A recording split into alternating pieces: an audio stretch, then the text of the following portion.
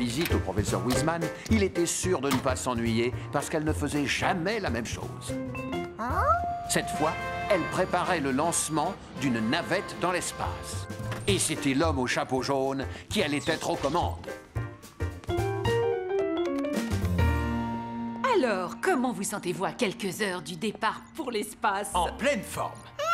Non. Il n'y a pas de place pour deux dans la navette, mais je t'ai installé une chaise près de moi pour que tu puisses assister au lancement. Voici les professeurs Alvin Einstein et Anthony Pizza. Mais dites-moi, vous ne seriez pas de la famille du célèbre... Non, absolument pas. Moi non plus. Les réserves en nourriture de la Station spatiale internationale sont épuisées. On a trouvé une cacahuète. Elle était sous le coussin de mon siège. L'homme que vous voyez va vous apporter des provisions aujourd'hui. Alors on peut manger la cacahuète maintenant.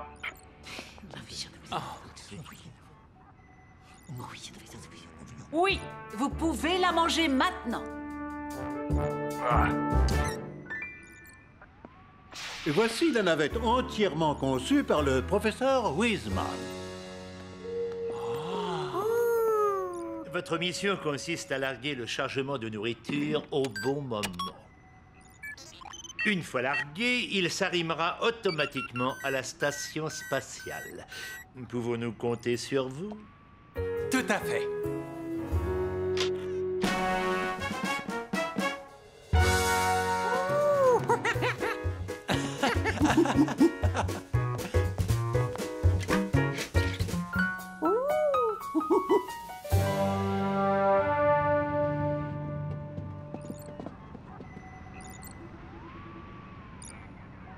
Le professeur Pizza et moi-même me chargeons du matériel scientifique que vous livrerez avec les provisions. Du matériel scientifique? À quoi ça pouvait ressembler? Georges, fais attention. Ça doit être fragile et ça doit coûter cher. Un raton laveur? Oui, nous envoyons différents animaux pour étudier leur adaptation à la vie dans l'espace. Ils avaient embarqué un serpent, des fourmis et... Mais qu'est-ce qu'il y avait là-dedans?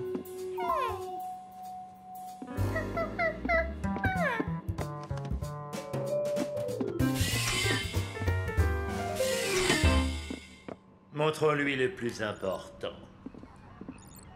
Voilà comment larguer le chargement. Il faut appuyer sur les 2 premières touches de chaque clavier en même temps.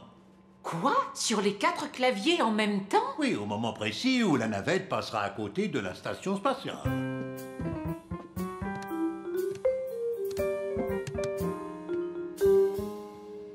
Je ne voudrais pas vous vexer, mais avec 2 mains, ça va être difficile.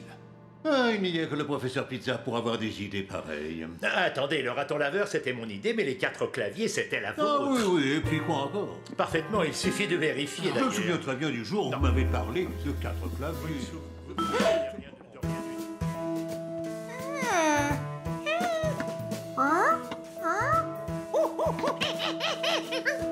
Malheureusement, on va être obligé d'annuler la mission. Ou alors, on va devoir trouver un astronaute à 4 mains. Hé, le voilà. Mais qu'est-ce qu'il pouvait bien y avoir dans cette boîte? Poussé par la curiosité, il tira un grand coup sur la poignée. Oh! Il n'y avait pas que Georges qui était léger comme une plume. Des jouets. La boîte était pleine de jouets.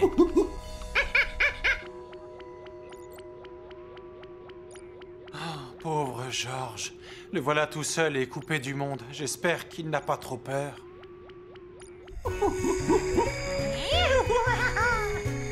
Jamais il n'avait réussi à faire tourner une toupie aussi longtemps. Qu'est-ce qu'il s'amusait bien dans l'espace.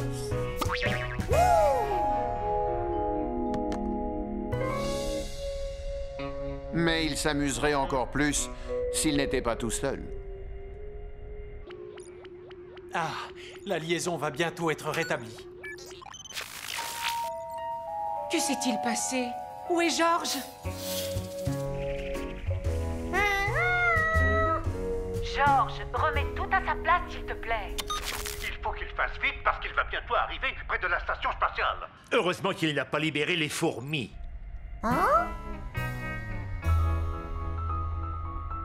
Si jamais elles trouvent la nourriture, alors elles vont tout dévorer.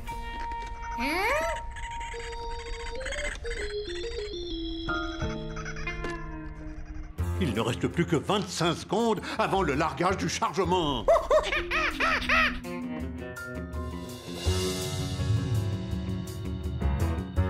Il ne te reste que 20 secondes pour tout remettre en place.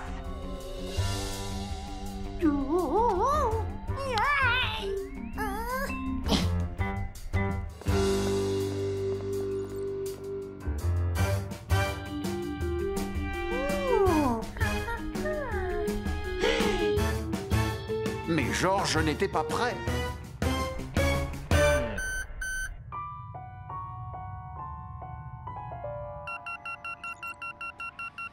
Pourvu qu'il réussisse au prochain passage. Georges, il te reste encore une chance. Ensuite, quoi qu'il arrive, nous devrons te ramener sur Terre. Nous avons de plus en plus faim.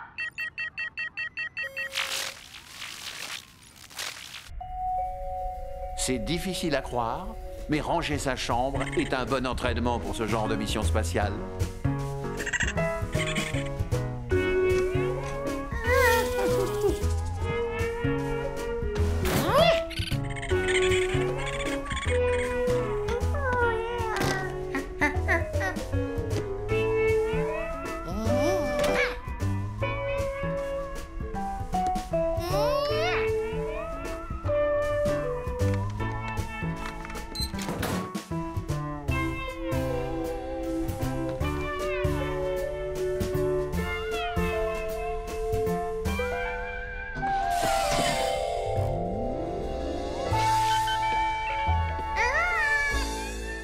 Il a l'air d'être prêt. Georges, es-tu prêt à larguer cette fois? Formidable. Je te dirai à quel moment. Nous n'aurions peut-être pas dû confier cette mission à un singe. Vas-y, appuie sur les touches.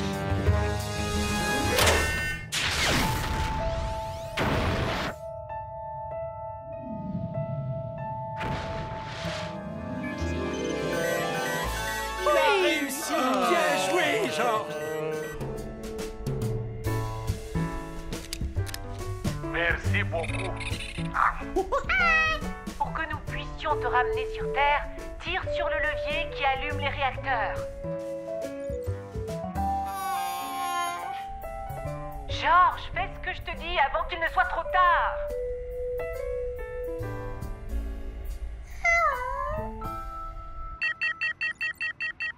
Qu'est-ce qui arrivera s'il ne tire pas le levier à temps? Il se posera n'importe où, au sommet d'une montagne, au pôle Nord. Georges, tire sur le levier!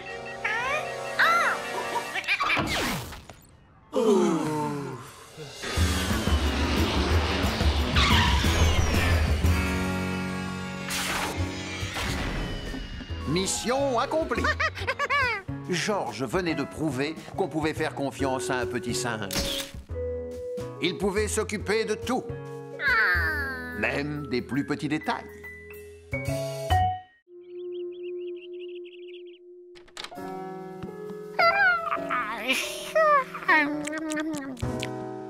Quand on se lève à moitié endormi, les choses familières nous semblent étranges.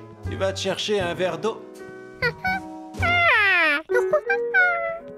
Et les choses étranges nous semblent encore plus bizarres. Je suis en train de tester mes bottes de cosmonaute. C'est demain le grand jour. Je dois faire mon premier voyage dans l'espace. Et si tout va bien. Georges, tu as le droit de regarder, mais pas de toucher.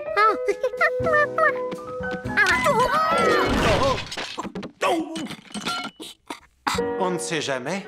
Ça peut être utile également d'apprendre à tomber. Bonjour, je vous attendais. Vous vous souvenez sans doute des professeurs Einstein et Pizza? Alors, vous êtes prêt à devenir le premier citoyen lambda à voyager dans l'espace? Aucun homme au monde n'est mieux préparé que moi pour cette mission spatiale. Demandez à Georges. Ah, vous connaissez votre mission, réparer le télescope spatial mis au point par Monsieur Pizza et moi-même. Avec un télescope ordinaire, on peut observer des objets éloignés. Mais comme notre appareil est beaucoup plus gros, on peut observer des objets encore plus éloignés. Et puisqu'il est dans l'espace, on n'est pas gêné par l'atmosphère terrestre qui fait écran de fumée. Et nous envoyer des images incroyables de planètes lointaines, de nébuleuses, ainsi que de comètes. Mais depuis que ces commandes sont bloquées, il n'est braqué que sur la Terre. Et plus particulièrement sur la cuisine de l'appartement du professeur Pizza. Depuis un mois, on ne reçoit que des images de Anthony en train de cuisiner ou de son chien en train de lécher un gâteau. Un gâteau que j'ai mangé avant d'avoir vu ces images.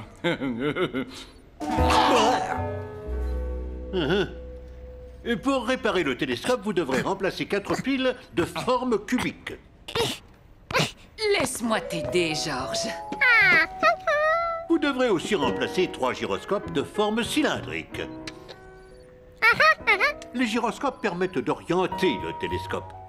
C'est difficile à comprendre. Je vous l'expliquerai une autre fois. Tu as entendu? C'est trop compliqué pour un singe. Non, c'est à vous que je parlais. Oh, d'accord. Vous ouvrirez le compartiment qui contient les pièces défectueuses à l'aide de cet outil. Quand la manette est à gauche, l'outil est en mode dévissage.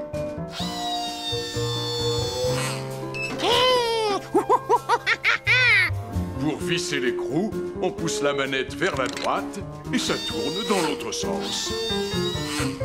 Ah, tu as compris? À gauche, on dévisse, à droite, on visse. Même dans l'espace. Puisque vous savez tout, vous allez pouvoir décoller.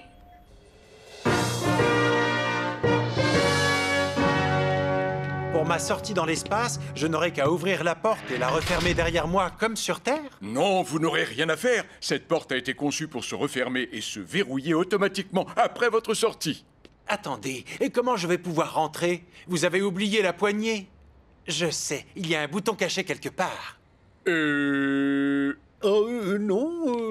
Ne me dites pas que vous n'avez rien prévu pour le faire rentrer dans la navette après son intervention.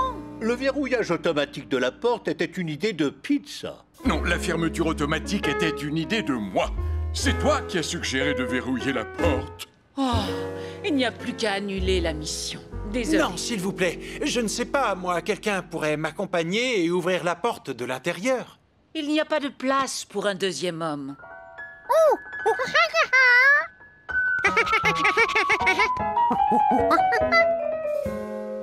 Eh oui. 10,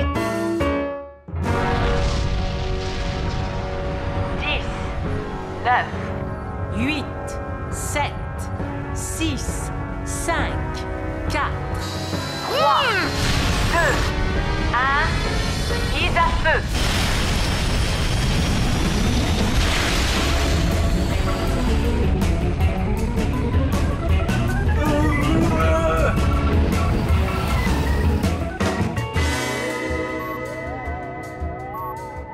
Georges, est-ce que tu réalises? On est dans l'espace.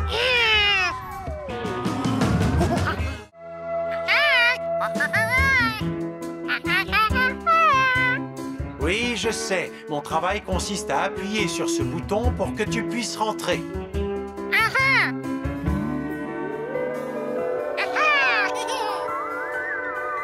Je compte sur toi pour devenir le champion des astrosinges.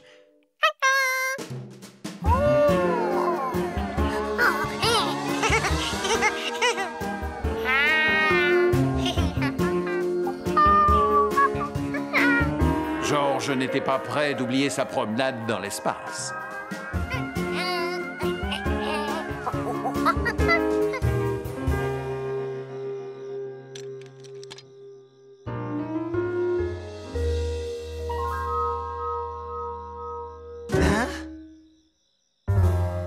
Waouh! Ce petit citadin n'arrête pas de voyager. Georges savait par quoi il devait commencer. Dévisser l'écrou en se servant de cet outil.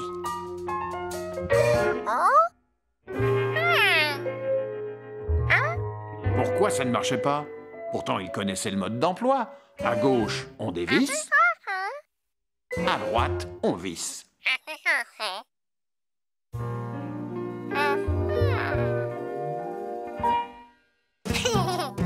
Il n'était pas le premier à confondre dévisser et visser, mais le premier à se tromper dans l'espace.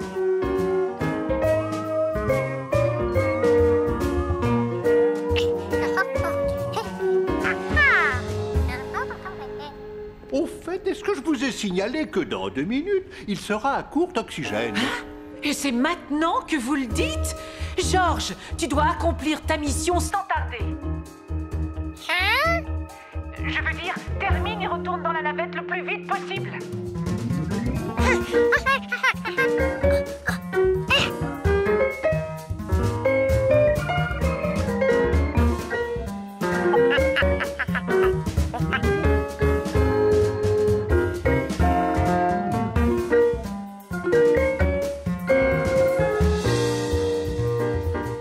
C'était très facile de changer les pièces défectueuses. Enfin, pas tant que ça.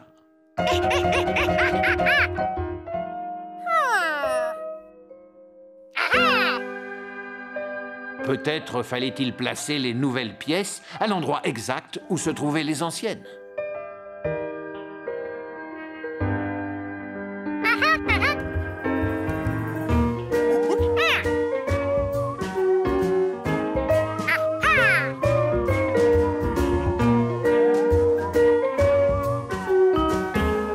Oh non! Le dernier trou avait une forme très différente. Georges, retourne tout de suite dans la navette. Georges! Je vais aller le chercher. Sans câble de sécurité? Certainement pas. Qu'est-ce que je peux faire?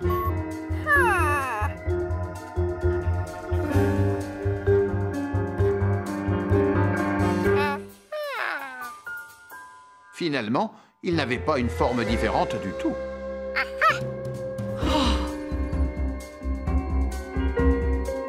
Il ne lui restait plus qu'à revisser l'écrou. Genre, dans 5 secondes, tu n'auras plus d'oxygène. Tant pis, je sors le chercher. Non! Vous allez dériver dans l'espace!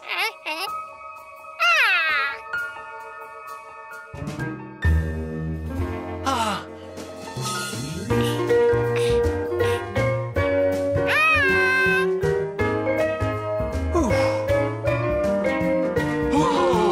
Il a réussi, il est sain et sauf. Oh, super! Voyons maintenant si nous pouvons à nouveau téléguider le télescope. Mission réussie! Vous pouvez revenir sur Terre. Oh, ce n'était pas dans 2 minutes, c'était dans 1 heure et 2 minutes. Oh, autant pour moi.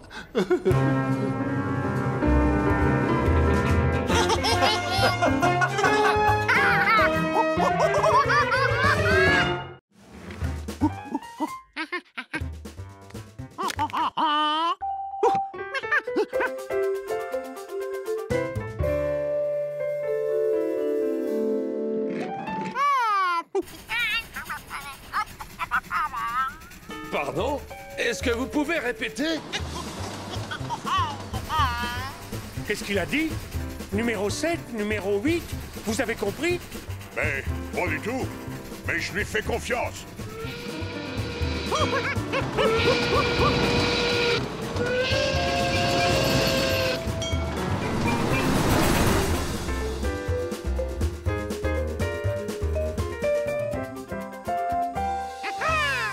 Tout est rentré dans l'ordre. Félicitations, chef.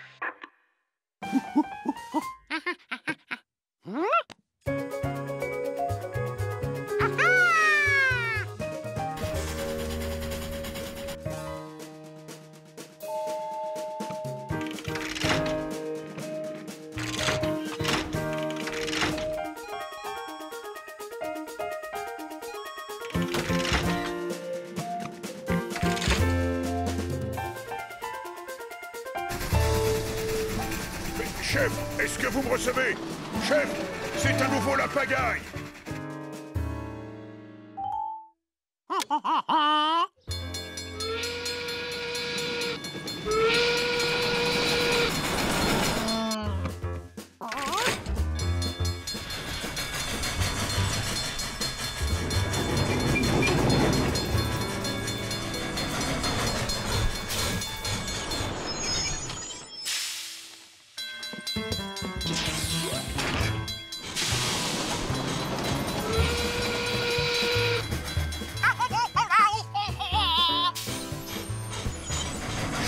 m'avez bien demandé de faire machine arrière.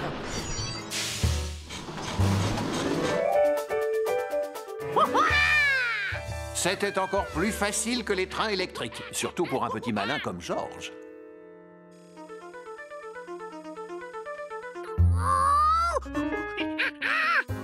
Il ne restait plus qu'à placer le train numéro 5 en tête.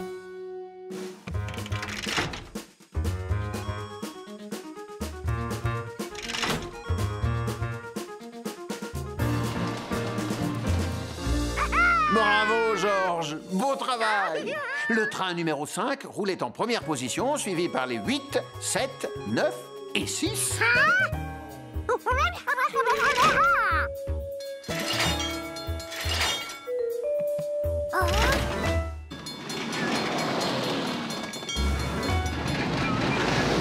Maintenant, c'était le 6, le premier, suivi du 7, du 9, du 8 et du 5. Puis le 7, le 5, le 6, le 8 et le 9. 6, 9, 7, 5, 8. 5, 6, 8, 9, 7. 7, 5, 6, 8, 9. 5, 6, 8, 9, 7, 8, 7, 9, 5, 6, 5, 6, 5, 7, 6, 8. Et puis le 356. C'est moi qui déraille? Ou c'est un singe qui vient de crier? George n'avait plus du tout envie de jouer. Quoi faire? Appeler le chef de gare? Il était trop occupé à comparer son sandwich avec celui de son frère. Mais pourquoi l'alarme ne s'était pas déclenchée? Qu'on le coupe en longueur ou en diagonale, ça ne change pas la taille du sandwich.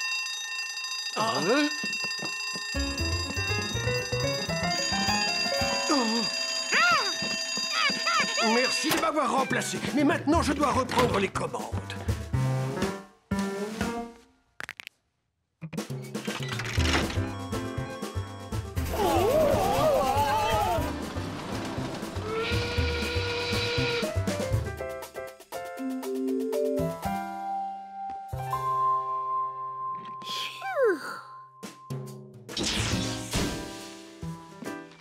Quel voyage! Vous ne pouvez pas imaginer. On a été secoués dans tous les sens.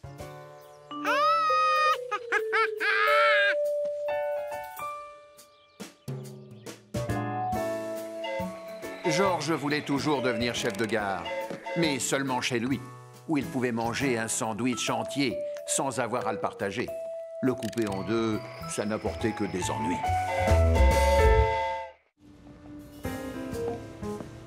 George n'avait jamais vu l'homme au chapeau jaune dans un état pareil. Lui, si calme d'habitude, si tranquille avec son chapeau sur la tête. Oh, ça y est, je le vois. Bonjour. Bonjour, entrez. Il est prêt comme promis.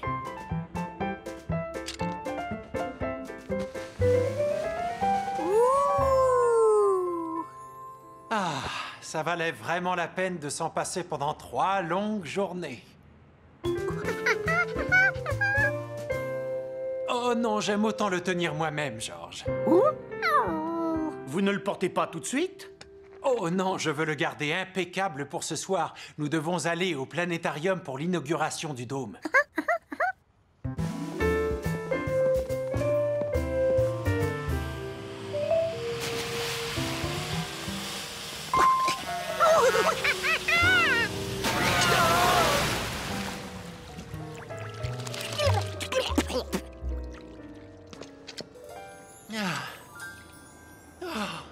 Merci. Rentrons vite à la maison avant qu'il n'arrive quoi que ce soit à mon chapeau. Allez.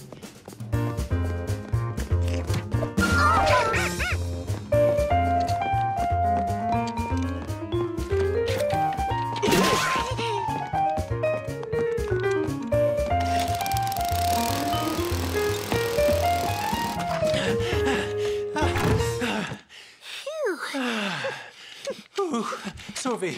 On a réussi. Quelle heure est-il? Bon, dès que je reviens à la maison, nous allons au planétarium. Alors, va au bain.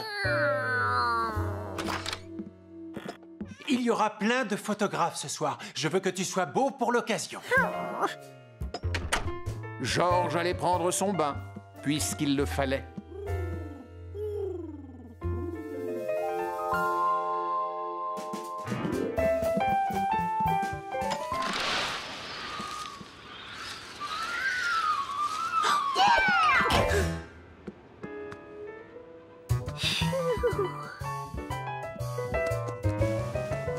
C'était vraiment un très beau chapeau. Qui aurait pu résister à l'envie de l'essayer? Georges voulait montrer à Boussole combien il était élégant habillé de cette manière.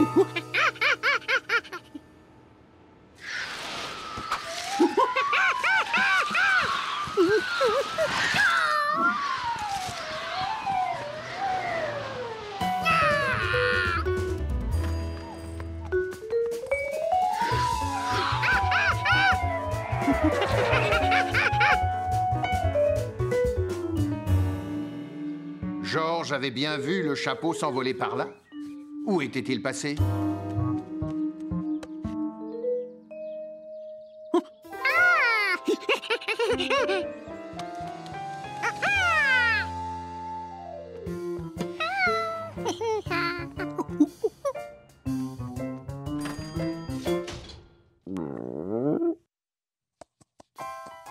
Le chapeau était à nouveau en place, et toujours aussi impeccable. Enfin, presque. Georges retira la brindille avec la précision d'un chirurgien. Voilà, opération terminée.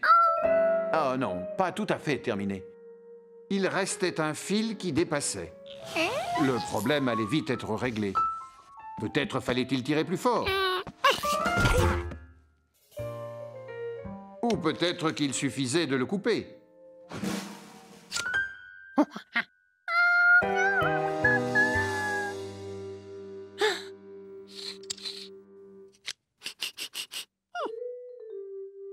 Mais Georges avait oublié que la dernière fois qu'il s'était servi des ciseaux, c'était pour couper son sandwich fraise-banane.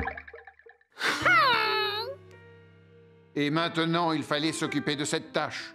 Une fois nettoyée, on ne la verrait plus.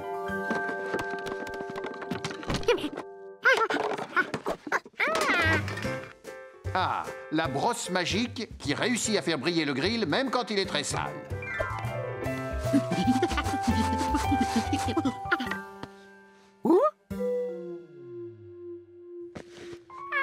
Mais n'avait-il pas frotté un peu trop fort? L'immeuble où habitait Georges était très bien entretenu. Gaspard, le chien du concierge, en était fier. Le nettoyeur de moquette est arrivé. Il y avait des gens qui entraient.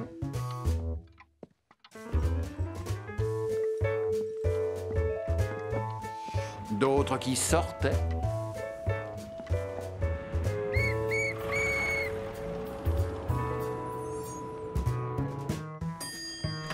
Ceux qui montaient par l'ascenseur. Et ceux qui descendaient par l'escalier. C'était comme une belle mécanique que personne ne pouvait dérégler. Enfin, presque personne.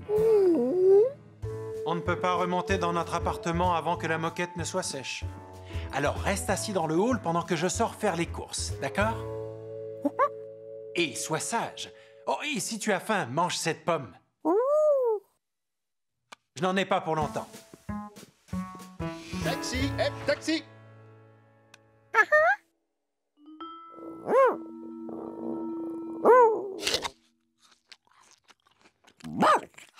Gaspard n'aimait pas, mais alors pas du tout, qu'on fasse des saletés dans son hall d'entrée.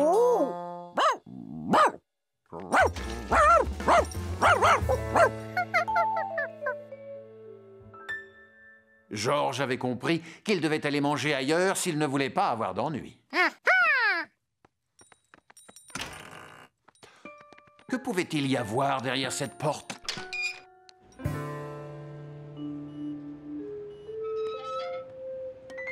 Il n'avait pas le droit de l'ouvrir, c'était une sortie de secours.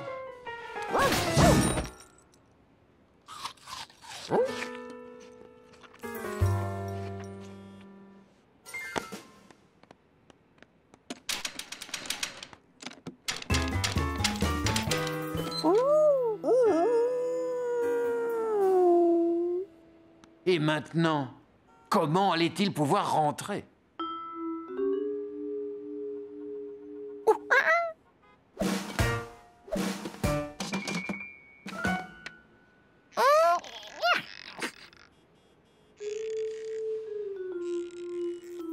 Apparemment, la fenêtre était coincée. Il valait mieux essayer de rentrer dans l'immeuble par un autre chemin.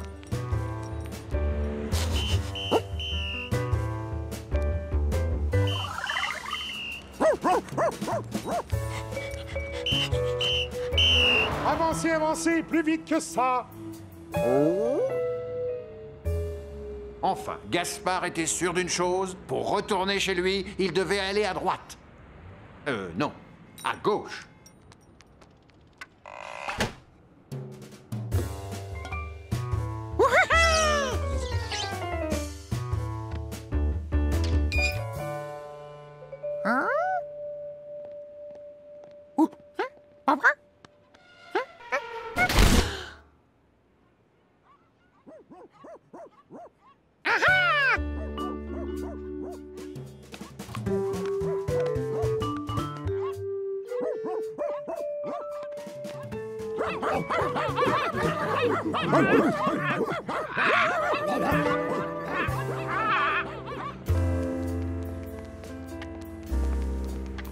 Le teckel ne se sentait pas rassuré. Dans quel état allait-il retrouver le hall si jamais le singe était rentré avant lui? Oh là là, c'était encore pire que ce qu'il avait imaginé.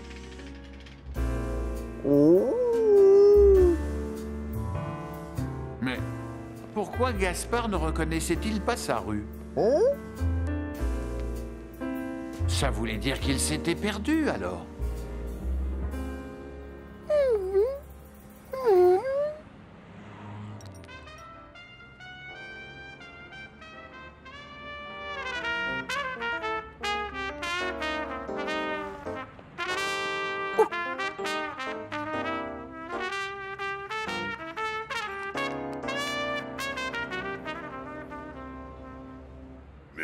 Merci, c'est très gentil de votre part. Allez vite, on rentre à la maison.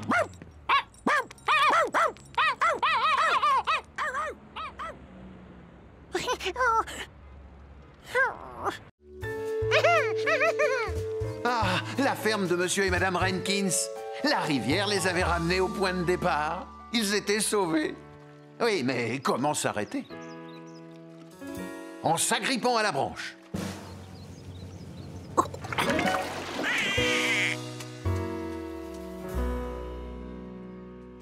Plus que quelques centaines de mètres à parcourir, et il serait enfin complètement perdu. Ce n'était pas le bon silo à grains. Ils étaient encore plus perdus que les poussins. Ils avaient beau regarder autour d'eux, ils ne reconnaissaient rien.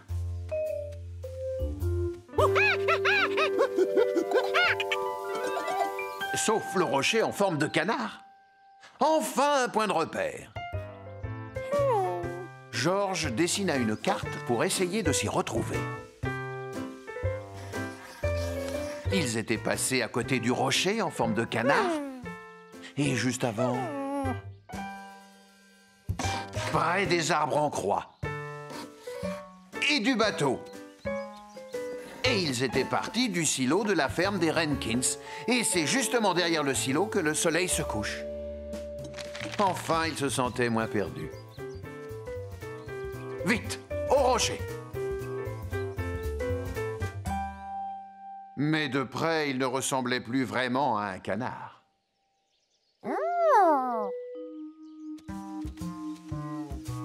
Peut-être qu'en le regardant sous un autre angle.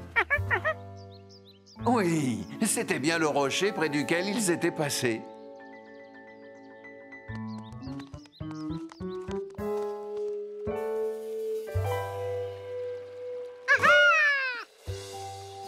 Les arbres en croix.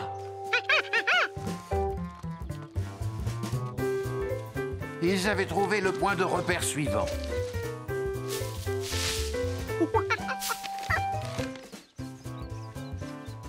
Et voilà le bateau, le 3e point de repère. En remontant le cours de la rivière, ils arriveraient au silo, derrière lequel le soleil se couche. Mais s'il fallait remonter toute la rivière pour revenir au point de départ, il mettrait un temps fou. Pourquoi ne prendrait-il pas un raccourci en marchant en direction du soleil?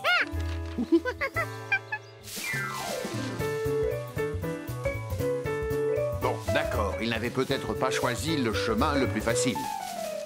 Surtout qu'ils ne voyaient pas du tout où ils allaient.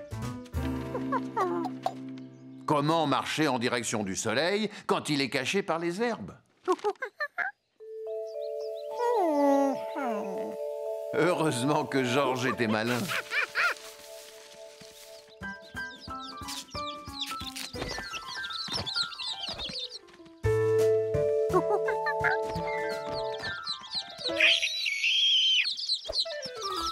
Les poussins décidèrent de suivre le singe, surtout qu'il semblait savoir où il allait.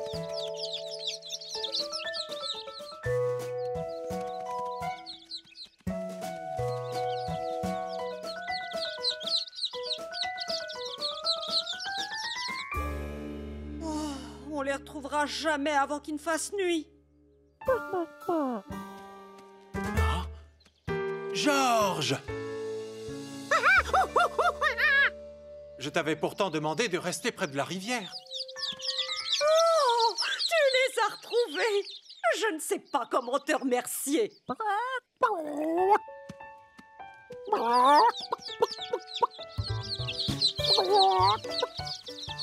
Comment as-tu fait?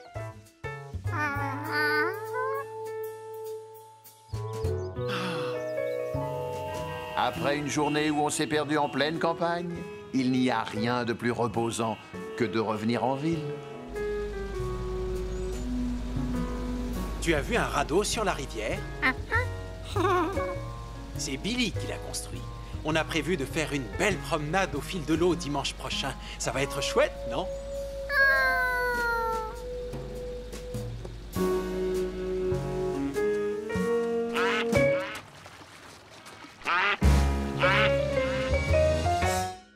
Quelle chaleur! L'été promettait d'être étouffant, surtout en ville. On se sentait complètement ramollo. Mais à quelques kilomètres de là, à la campagne, George était bien au frais. Et pour lui, tout baignait.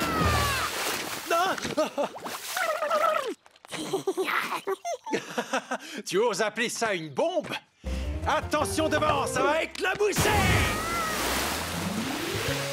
C'est chouette, la campagne. On y découvre un tas de choses qu'on ne voit jamais en ville. On peut écouter les grenouilles qui coassent, sentir le souffle des ailes de l'oiseau-mouche quand il vole autour des fleurs. Et le soir, le ciel étoilé est un vrai spectacle. Qu'est-ce que tu fais, George? T'admires les étoiles? Personne ne sait exactement combien il y en a. Même pas les scientifiques. C'est vrai? Personne? Peut-être qu'il était temps que quelqu'un se penche sur la question.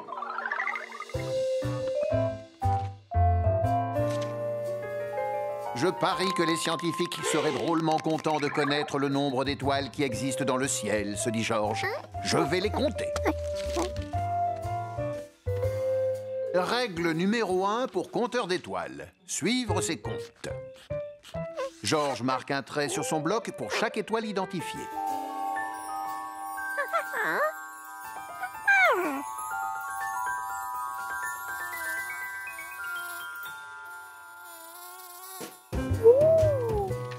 Règle numéro 2, apprendre à faire la différence entre les étoiles et les lucioles. Et ne pas se laisser déconcentrer.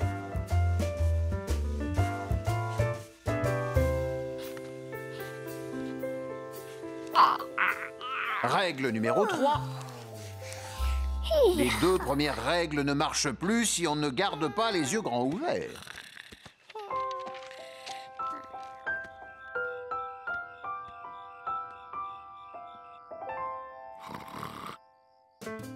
Mais lorsqu'il faut s'y remettre le soir suivant,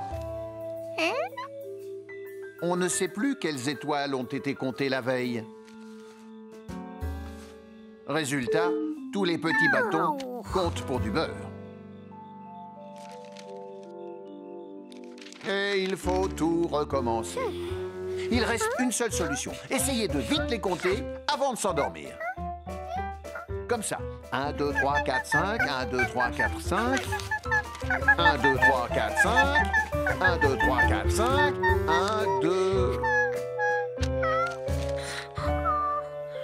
Difficile de résister au sommeil.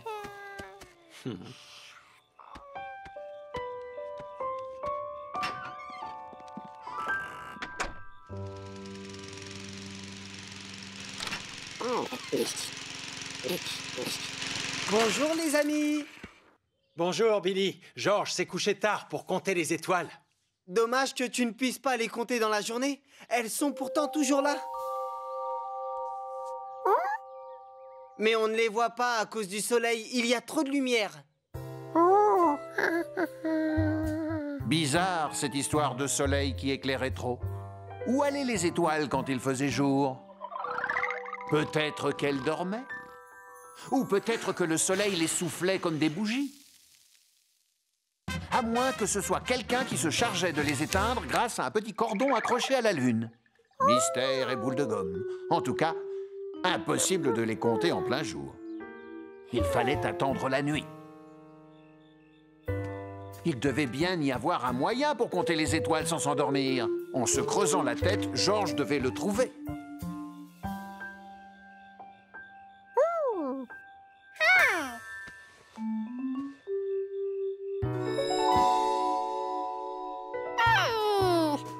C'est en saisissant sa casquette que l'idée géniale de les compter lui est apparue. Il suffisait de créer une figure et de compter les étoiles qui étaient tout autour. Et voilà l'astuce.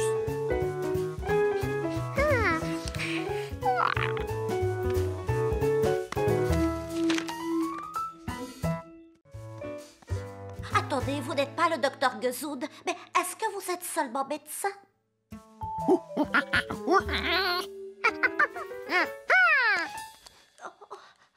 J'attends depuis si longtemps, alors peu importe qui vous êtes. Je n'arrête pas d'éternuer. Je renifle, ça prend, et puis ça s'arrête, et puis ça revient.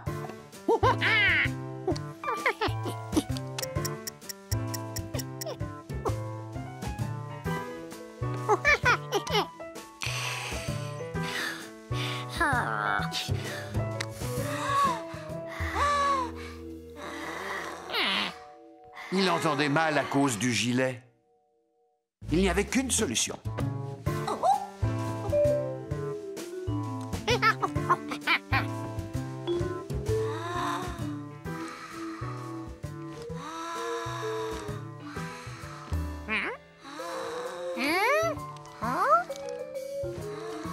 Je dois continuer à respirer ou est-ce que vous préférez que j'enlève mon gilet?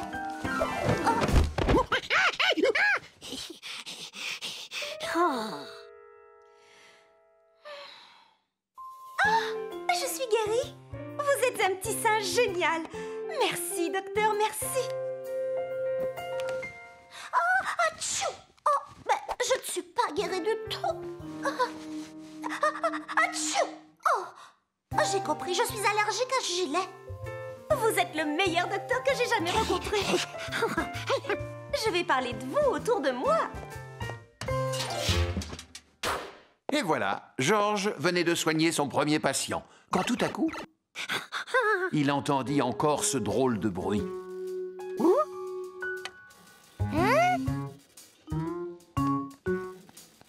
Docteur, est-ce que c'est vous? Un médecin n'abandonne jamais un malade.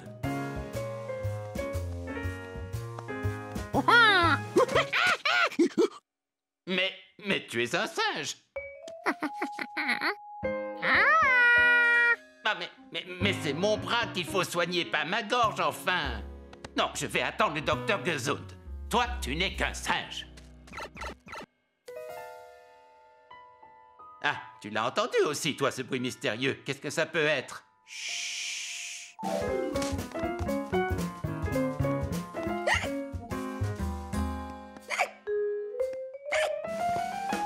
Ça fait 2 semaines que j'ai le... Ok. Oui, 2 semaines. Et ça ne s'arrête pas. Vous ne voulez pas essayer de me soigner? Mais quel genre de docteur est-ce que vous êtes?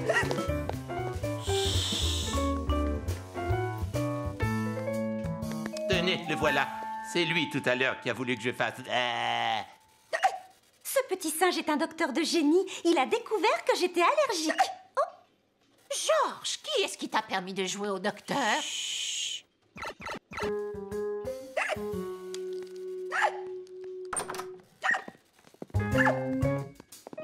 Mais qu'est-ce que c'est que ce déguisement? Georges, que fais-tu avec cette blouse? J'espère que tu ne t'es pas fait passer pour un vrai médecin. Oh. Qu'est-ce que c'est que ça? Vous devriez le savoir. J'imagine que c'est le bruit que fait un de vos appareils. Chut.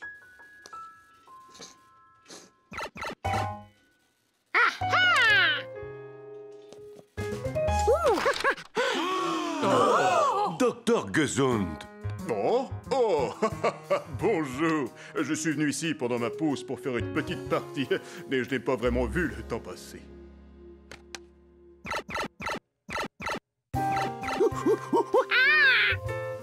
Georges était content d'avoir trouvé d'où venait ce bruit mystérieux. Oh, bah ça alors, mon hockey s'est arrêté. Georges semblait tellement attaché au stéthoscope et à la blouse blanche que le docteur Baker lui en avait fait cadeau.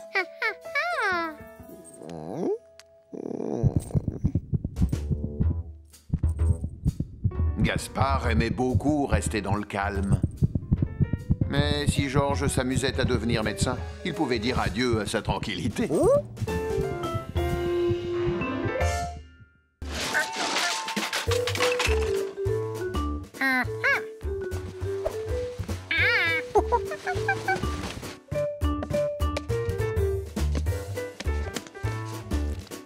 Bien.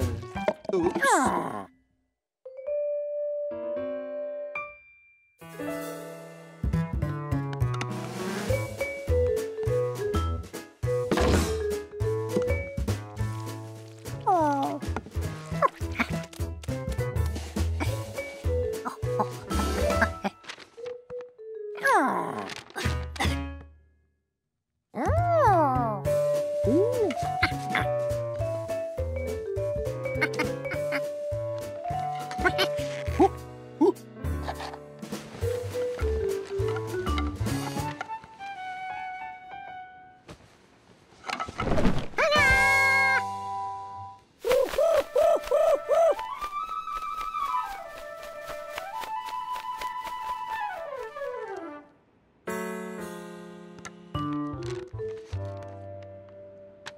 C'était loin d'être parfait. Pour l'instant.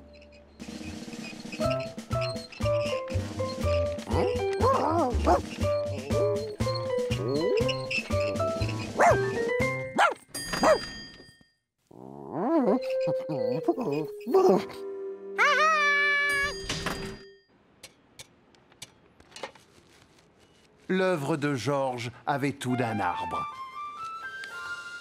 Et le pigeon voyageur était ravi sur son nouveau perchoir. Oh, regardez-moi ça, mais ce n'est pas possible. Oula, que s'est-il passé ici? J'avais laissé Gaspard seul, et lorsque je suis revenu, il y avait de la terre partout. Ah, si seulement je savais parler teckel. Et moi, pigeon, ça m'arrangerait. Il y a un pigeon voyageur qui s'est installé sur mon balcon. Il ne serait pas bleu avec une bague jaune, par hasard? Tout à fait. Vous l'avez vu, vous aussi? C'est Boussole! Je croyais ne plus jamais le revoir. Je me suis dit qu'il serait plus heureux s'il avait un petit arbre sur lequel... Oh! Oh non! Quelle pagaille! Une chatte n'y retrouverait pas ses petits. Si l'un de nous parlait teckel, on saurait ce qui s'est passé. Georges, où es-tu?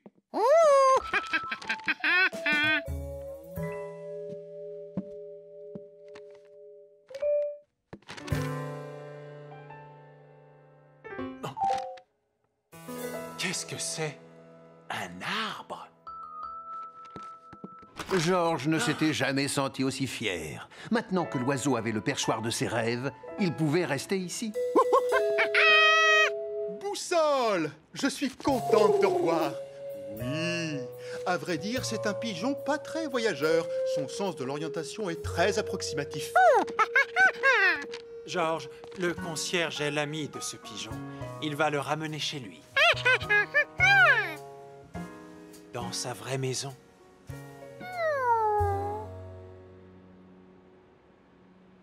Regardez qui est de retour.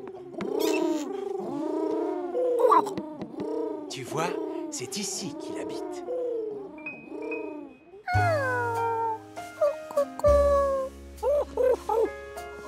Un yak? Non.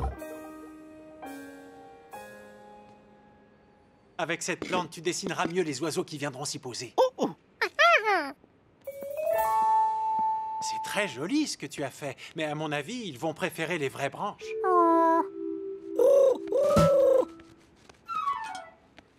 Boussole, regarde ce que je t'ai acheté. Fais comme chez toi.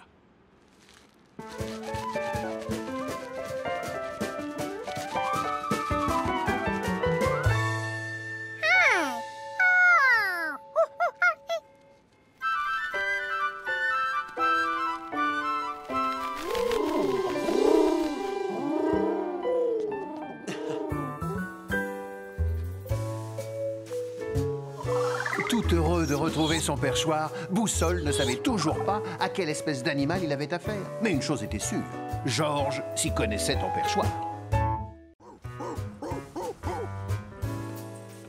Gaspard en avait ramassé des balles de tennis dans sa vie de chien. Mais c'était les premières qui avaient un arrière-goût d'encre. Oh là là, c'était le collectionneur du 217 qui n'allait pas être content.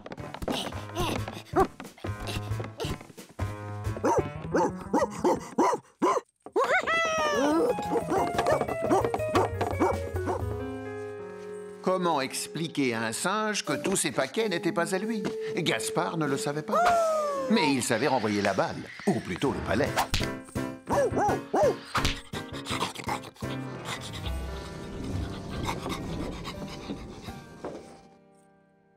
Et Georges qui n'arrêtait pas de déballer tous les objets. Il fallait faire quelque chose.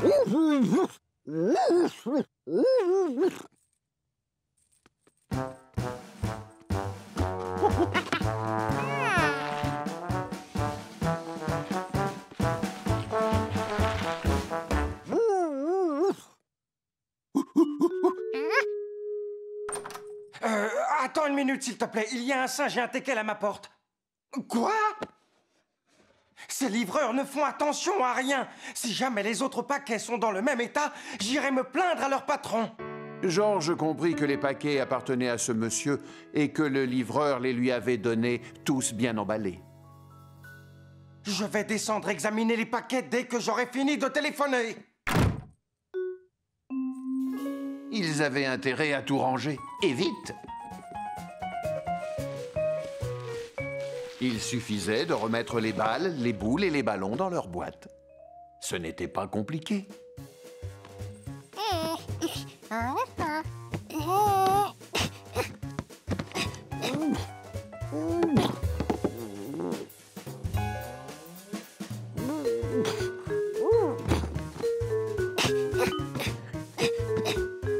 Oui, mais certaines balles ne rentraient plus dans leur boîte. Alors que d'autres pouvaient se ranger dans plusieurs.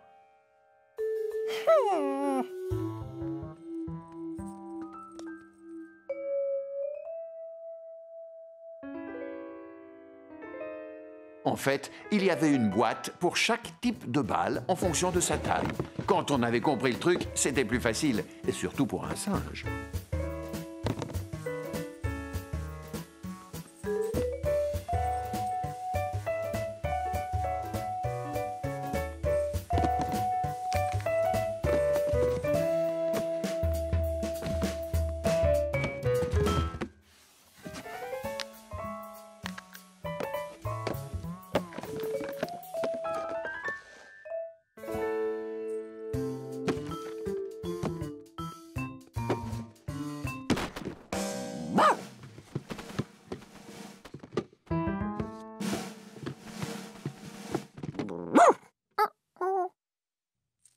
Gaspard montra à Georges comment ranger les boîtes.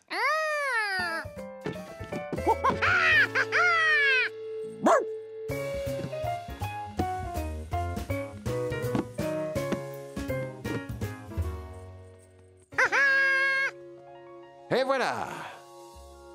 Ils avaient réussi à tout remballer.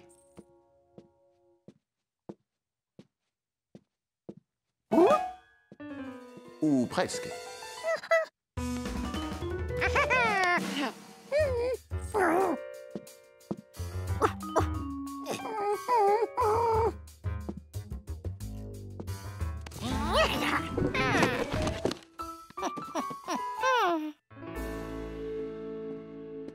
Ah, ceux-là n'ont pas été ouverts?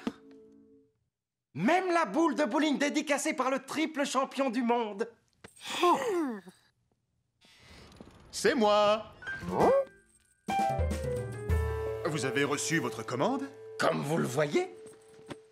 Le singe et votre teckel se sont occupés de tout. J'en étais sûr. Merci beaucoup, Gaspard. Merci à toi, Georges. C'est bon de savoir que tu peux aider mon chien à surveiller le hall pendant mon absence.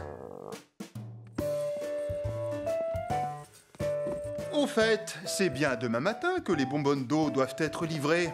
Et comme je ne serai pas là, Georges, est-ce que tu veux bien donner un nouveau coup de main à Gaspard?